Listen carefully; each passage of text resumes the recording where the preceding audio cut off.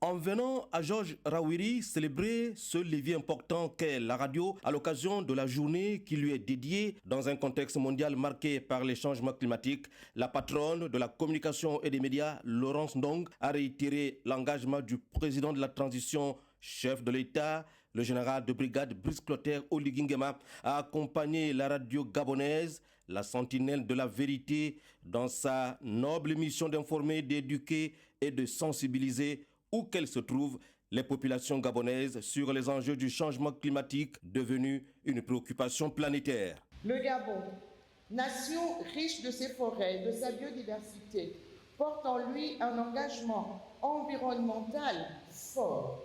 Informer, sensibiliser, mobiliser, la radio a un rôle clé à jouer dans cette mission essentielle. La radio demeure ainsi l'instrument idéal pour appeler à l'action.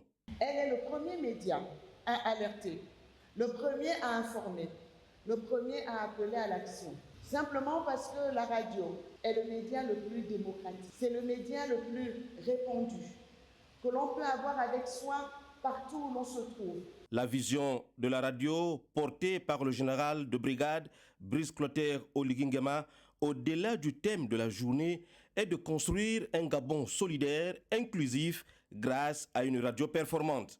Notre ambition est donc claire. Faire de la radio gabonaise un média moderne, performant et accessible à tous. C'est pour cela que le ministère de la Communication, sous les très hautes instructions du président de la transition, président de la République, chef de l'État, avec le soutien du Comité pour la transition et la restauration des institutions, a œuvré durant toute l'année 2024 à étendre la couverture de la radio dans l'ensemble de notre pays.